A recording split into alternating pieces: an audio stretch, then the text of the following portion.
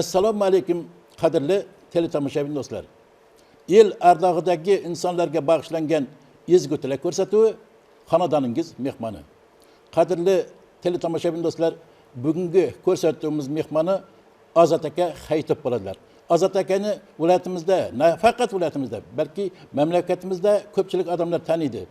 Azat zvukozapis deb san'atkorlarni qo'shiqlarini oltin tasmalarga yozib bizgacha yetkazishga alohida hissa qo'shgan, shu bilan birgalikda avlodlarga ham qoldirayotgan inson Azat aka Hayitov bo'ladilar. Azat aka, ko'rsatuvimizga xush kelibsiz. Rahmat. Salomat bo'linglar. Qimmatli vaqtingizni ayamasdan biz bilan suhbatda bo'layotganingiz uchun sizga katta rahmat aytamiz. Salomat bo'ling. Qadrli teletomoshabin do'stlar, Azat akam hozirgi kunda tez kunlar ichida 80 yoshga to'ladilar. Sizlar ham kelgisizlar, Xudoyim. Avvalambor sizni shu yubiley yoshingiz bilan, ulug' yoshingiz bilan muborakbod qilamiz. Umringiz uzoq bo'lsin, ziyoda bo'lsin, farzandlar kamolini ko'ring. Salomat bo'ling, katta rahmat. Sizlarga ham tilayman shunday yoshlarni. Azat aka, endi suhbatimizda bolalikka qaytsak. Bolaligingiz qanday o'tgan? Kimlar bilan do'st bo'lgansiz? Marhamat. Yaxshi savol berdingiz. Endi bolalikim shu o'zi aslında san'atkorlar bilan boshlanganda bizning yoshligimiz. Chunki men tug'ilgan vaqtda 45-yilda urush bo'lib turgan vaqt ekan, fevralning 20-sida tug'ilganman. Rahmatlik dadamiz Kamoljon Ataniyazov bilan do'st bo'lganlar. Bularning do'stliklari shu men tug'ilgan vaqtimda Kamoljon aka menga qaragandan Aytvoy degan ekanmadi, Qutlumurat Aytvoy akada. Aytvoy debdi, bu bolangda bir xislatlar bor.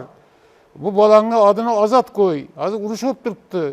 Yurtimiz, elimiz ozodlikka chiqsin deb Azat qo'y degan. Shu bilan meni adimni Azat qo'ygan Kamoljon Ataniyazov, rahmatlik. Qadrli teletomoshabin do'stlar, bugungi ko'rsatuvimizga Qoraqalpog'iston Respublikasi Ellikqal'a tumani Xalq Demokratik partiyasining raisi Hajib aka Satimov tashrif buyurganlar. Hozirgi suhbatimizni Hajib aka bilan olib boramiz. Hajib aka, o'zingiz xabaringiz bor, Azat akaning yubileyi tez kunlarda nishonlanadi. Shu munosabat bilan bugungi ko'rsatuvimizni tayyorlaganmiz. Azat aka bilan qanday tanishgansiz? Azat akang bilan tanishuvimiz bunga Alloh rahmatiga olgan bo'lsin. Hammamiz sevib ardoqlaydigan otajonaga Xudo shukr sabab bo'lgan 1981-yil noyabr oyida, hozirgidek esimda noyabrning 11-chisosi edi. Shu Urganchga bitta to'yga kelganmiz. U paytlari daryodan faqat parom orqali, barja orqali aloqa bo'lardi. Biz to'yni tugatguncha paromlar to'xtab qolgan, biz Urganchda qolganmiz. Azat akang to'yga borib, to'ydan keyin bizni uyga borasizlar, men kutib o'tiraman sizlarni deb taklif qilib ketgan. O'sha to'yni tugatgandan keyin Azat akangning uyiga kelganmiz. Azat akangning uyida o'sha paytdagi san'at, adabiyot namoyandalari, o'sha davrning yorqin vakillari yig'ilishgan ekan. Oshiq Erkin, Husinboy aka Rahmonov, Quronboy akang Matrizoyev, shunga o'xshash bir guruh san'at, adabiyot vakillari yig'ilishgan ekan. Azat akang bizni kutib o'tirgan ekan. O'sha joyda bu 81-yil noyabr oyida edi. O'sha joyda tanishganmiz. Shu tanishganimizdan buyon mana oradan deyarli 44 yil vaqt o'tibdi. Bu bizlarning bir dunyo qarashimizni bir-birisiga yaqinligidanmi yo ikkalamizning ham bir san'atga, madaniyatga bir ixlosimiz, muhabbatimiz tufaylimi o'shandan buyon bordi keldimiz, aka-ukachiligimiz davom qilib kelyapti. Istar edim bundan keyin ham shunday yaxshi insonlar bilan borish kelishlar, Qoraqalpoq eli bilan Xorazm diyor ikkalasining o'rtasidagi borish kelishlar, madaniy aloqalar juda mustahkam bo'lsin.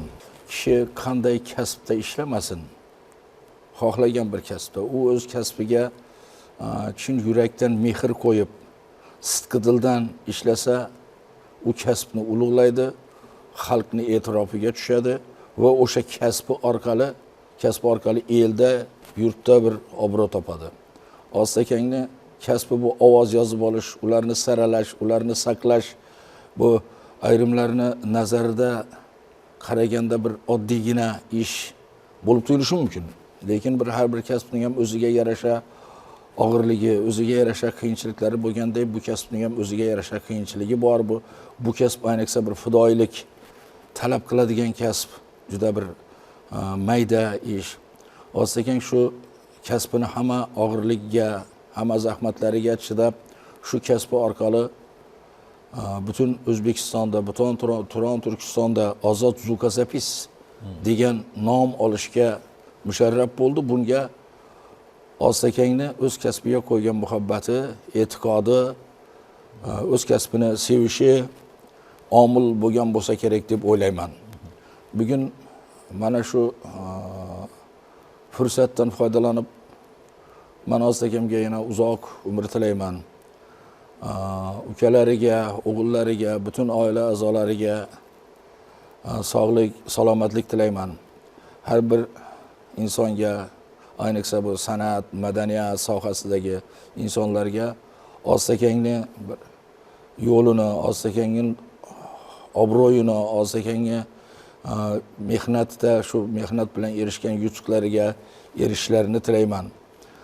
Negaki boya so'zimni boshida aytib o'tganimdek, kishi qaysi kasbda ishlashidan qat'iy nazar o'z kasbini hurmat qilsa, o'z kasbini sevsa, u kasbni qiyinchiliklardan qochmasa, u albatta elning nazariga tushadi, xalqning nazariga tushadi va o'zidan bir yaxshi iz qoldirishga, yaxshi nom qoldirishga bir poydevor bo'ladi deb o'ylayman.